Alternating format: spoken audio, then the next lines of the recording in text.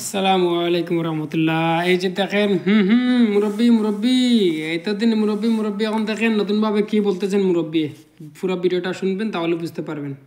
এখন ইদানিং এক বছরে বলতেছে মা খাদিজাতুল কুবরা নাকি বুড়া বেটে ছিল। খাদিজার কথা করে মন খারাপ করলে আম্মা জান আয়েশা কইতে, ইয়া রাসূলুল্লাহ, কোন সময় বুড়া বেটি রাতে বিয়া করছিলেন? 40 বছর বয়সে। আরে নাউজুবিল্লাহ, জোরে কর না।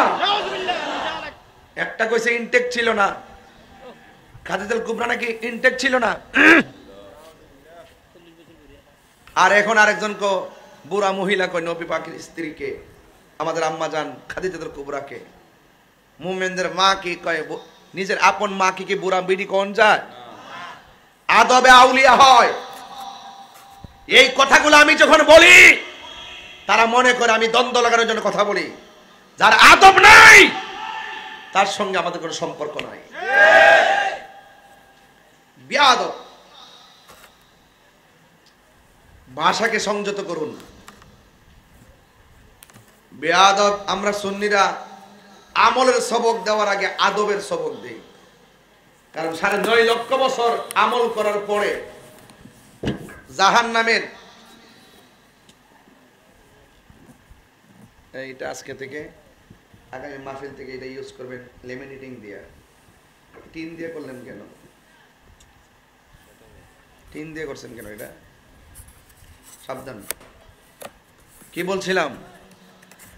9.5 লক্ষ বছর আমল করার পরেও জাহান্নামের শিকল ওয়া কানা মিনাল কাফিরিন হয়ে গেছে একমাত্র আদব না থাকার কারণে। কথা বলেন ঠিক কিনা বলেন? আদব লাগবে। আদবে আউলিয়া হয়। মুর্শিদের বাড়িতে ওলি আল্লাহর দরবার, নবাবের জায়গা না, এটা গোলামের জায়গা।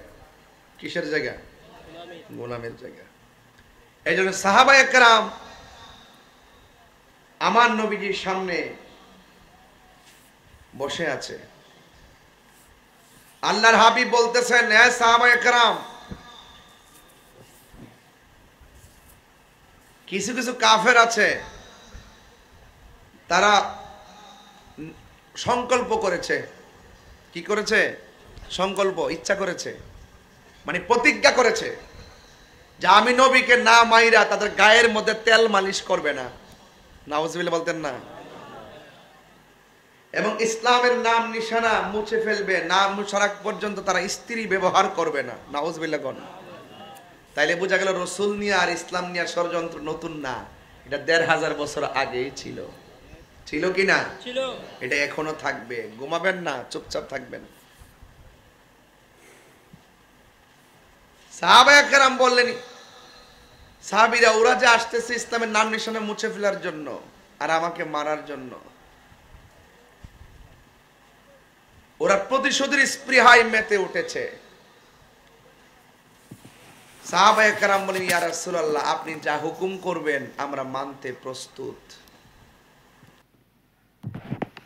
তো আশা করি দেখছেন বাংলাদেশের মধ্যে একটার পর একটা মানে এইরকম মুস্তাকে রাসূল বাইরে থাকে।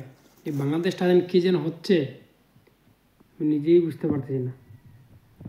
যতদিন যাচ্ছে তত মুস্তাকে রাসূল নবী সাল্লাল্লাহু আলাইহি ওয়াসাল্লামের দুশমন বের হতে যাচ্ছে একটার পর একটা। আল্লাহ যেন